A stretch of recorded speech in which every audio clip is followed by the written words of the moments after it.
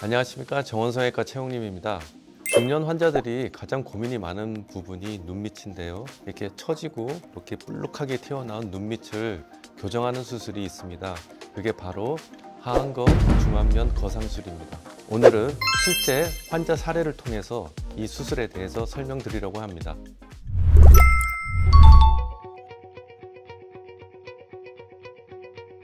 저는 환자분이 눈밑이 아주 처지고 지방이 돌출되고 했을 때 제가 가장 먼저 보는 부분이 눈밑하고 뺨의 경계선 부분입니다.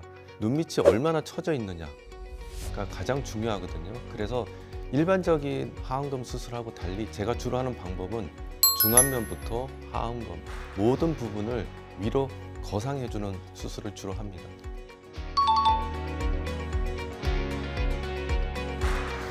지금까지 우리가 클래식하게 알고 있는 하안검 수술은 눈밑에 지방을 처리하고 그리고 눈밑에 피부를 잘라주는 수술인데, 우리가 노화라는 게 처지고 볼륨이 빠지고 이런 현상 때문에 모든 눈밑에 변형이 생기는데, 그러면 반대로 올려주고 채워주는 수술을 해야지 환자가 더 젊어지는 거죠. 그래서 수술의 개념 자체를 좀 바꿔야 된다고 생각합니다.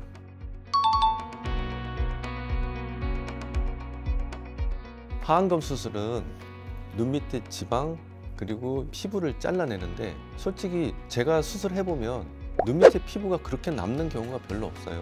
그 사람 나름대로 이 굴곡이 있기 때문에 피부가 남아봤자 뒤에서 조금 남아요. 근데 그 피부를 자꾸 잘라버리면 눈밑이 오히려 편편해지고 입체감을 잃게 돼서 사람이 젊어지지 않고요. 또 하나 가장 중요한 부분은 제가 아까도 말씀드렸지만 저는 경계선을 굉장히 중요하게 생각합니다. 눈밑과 뺨과 이 광대의 이 경계선이 얼마만큼 내려오고 얼마만큼 변형됐냐에 따라서 그 경계선을 좋게 해주는 것이 제가 하는 수술이고요. 그래야지 젊어집니다. 그럼 실제 제가 수술한 사례를 예를 들어서 설명해 드리겠습니다. 이 환자분은 50대 여성으로서 눈 위와 눈 아래에 처짐을 주소로 내원하였습니다. 눈 위 같은 경우에는 눈썹 하 절제술을 계획했고요. 눈 아래 같은 경우는 처짐이 중안면 쪽으로 많이 내려와 있기 때문에 중안면 하안검 거상술을 계획하였습니다. 제가 아까부터 경계선이라고 이야기를 했죠. 그러면 이 경계선이라는 게 이겁니다. 여기를 눈밑이라 그러고요, 또 여기를 뺨이라 그러고, 이 선이 연장이 이렇게 되면 여기를 우리가 광대라 그럽니다. 보통 눈밑과 뺨의 경계선이라고 하는데, 이 경계선이 젊은 경계선이 있고 나이 들어 보이는 경계선이 있어요. 이 젊은 경계선은 이렇게 생기겠죠. 되게 짧고요, U자의 형태를 가지고 그냥 선으로 생깁니다. 근데 우리가 노화 과정, 특히 가장 중요한 것은 유전적인 요인이겠죠. 그렇게 되면 경계선이 이렇게 길어지죠. 그리고 U자가 아니고 V자의 형태를 띠게 되죠. 그리고 선이 아니라 골이 생기게 되죠.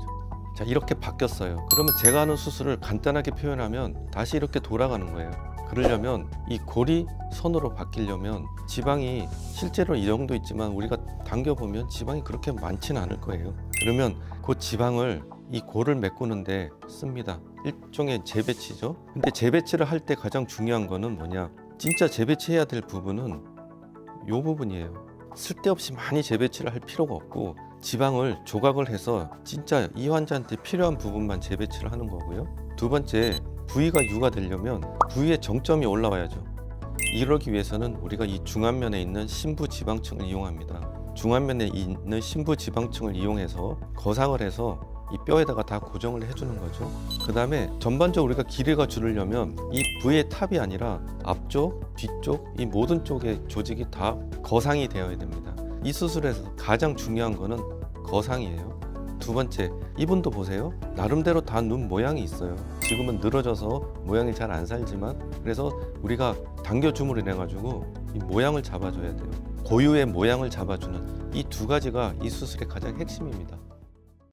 수술 후 경과에 대해서 말씀드리겠습니다. 이 사진은 수술 후 6일차 결국 이제 실밥 뽑은 날 사진을 찍은 건데요. 여기 늘어져 있던 V자가 많이 이렇게 좁아지면서 U자로 바뀌었죠. 그리고 특히 이 애교 부분이 지금은 굉장히 두껍고 뚱뚱하게 되어 있습니다. 원래 수술하고 초기에는 많은 부분을 거상을 시켜주기 때문에 특히 이 애교 부분이 굉장히 좀 두툼해지게 됩니다. 하지만 이 두툼한 거는 시간이 지나면서 자기의 모양으로 가기 때문에 너무 걱정 안 하셔도 됩니다. 그래서 타이트하게 이 부분에 모양이 생기고 이 부분이 충분히 거상된 걸 느낄 수 있고요. 눈 위 같은 경우는 절개하고 피부를 잘라내고 이 눈에 있는 근육을 눈썹 밑으로 해서 이 이마 근육에 다 붙여 놓습니다. 그렇기 때문에 처음에는 눈썹이 좀 아래로 떨어진 느낌이 들지만 한 2~3개월 지나고 나면 눈썹이 자유롭게 움직임으로써 이 거리도 늘어나게 됩니다. 14일 차인데 붓기가 좀 빠지는 건 하지만 여전히 이 부분은 좀 불룩하게 있습니다. 우리가 거상을 시키지 않으면 금방금방 내려가거든요. 그래서 환자분한테 제가 말씀드리는 게 한 달, 2달, 석 달 이내로는 자기 눈 모양이 되니까 그 기간은 기다려 주셔야지 우리가 향후 10년, 15년을 생각할 수 있다고 말씀드립니다. 100일째 찍은 사진인데요. 눈 밑이 훨씬 더 많이 모양이 편해졌죠. 그리고 아직까지 잘 올라와 있는 것을 확인할 수 있고요. 보통 1에서 3개월, 4개월, 5개월 지나면 때까지 계속 눈 모양이 조금씩 부드러워집니다. 수술 전과 후를 비교를 해보면 아까 제가 말씀드린 게 이 부분이죠. 이 경계 부분이 이쪽으로 굉장히 많이 짧아졌죠.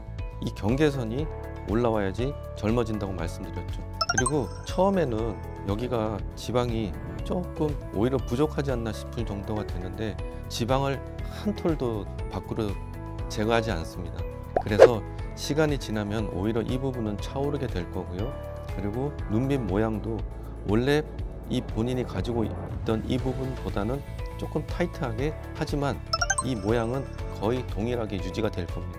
그래서 보면 지금은 전 얼굴을 못 보여드리지만 전체 얼굴을 봤을 때 눈밑 수술 하나하나가 잘 됐냐 못 됐냐를 떠나서 이분이 얼마나 젊어졌느냐, 이게 이 수술의 가장 핵심 포인트인 것 같습니다.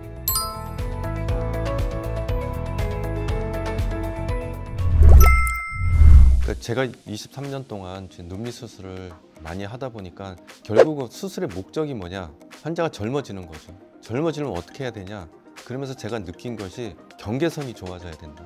나이가 들면서 경계선이 자꾸 생기죠. 처지고 빠져서. 그래서 이 경계선을 젊었을 때의 경계선으로 되돌려 주는 것이 이 수술의 핵심입니다.